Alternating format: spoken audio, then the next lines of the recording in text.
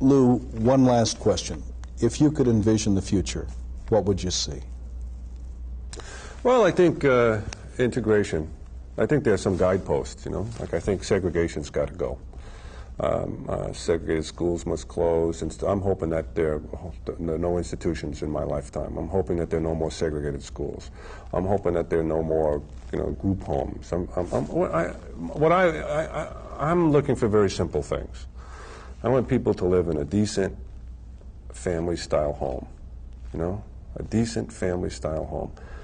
If you ask anybody what they want for their child, no matter who their child is, you got to start with a decent home. Right? Because the single most important thing in anybody's life is the way they live. Right? And I think that's realizable. I think that's realizable, that we can arrange for people, with the most disabled people in our culture, to live in decent places. And to me, that's the number one priority.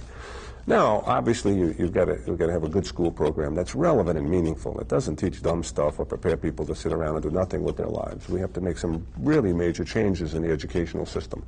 And I think they're coming. I think the pressures are there. I want people to, when they finish 21 years of public education, what's the purpose of it? Well, it's to prepare people to do real work in the real world. It's a major part of an educational program. Not the only part, but a major part. And so I see that no more activity centers, no more workshops. I see people with severe disabilities all across the nation working side by side, working physically next to non-disabled people. Now, that's a reality, and every week, I mean, by the time we took to take this interview, probably 5 people with disabilities in this country got real jobs in the real world, with support now. I mean, that's a reality over and over and over and over. I think just like we saw institutions, we're going to see those activity centers go, and that's fun. Now, so you live in a decent place, you do real work in the real world. There are 2 culturally respected goals for everybody in our society. And I think that you have friends. You got to have friends. See, this great problem with people with disabilities is that you got to pay people to be with them. You got to pay people to be with them. When we started studying the life spaces of our folks, life spacing meaning 24 hours a day, 7 days a week, 365 days a year, you know what you find?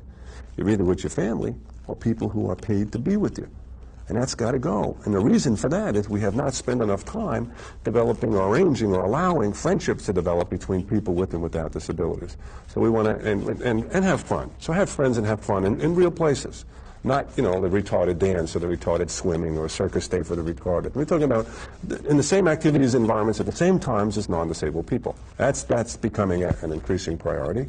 And to use the community. To use the community, to use the streets and the buses and the stores and the shops and the parks. And so when you put all those together, what do you have? You have somebody who lives in a decent place, right? Somebody who does real work in the real world, somebody who has fun with friends, and somebody who uses the richness and variety of the community. Now, when you say something like that, Ed, you know what they say? Radical.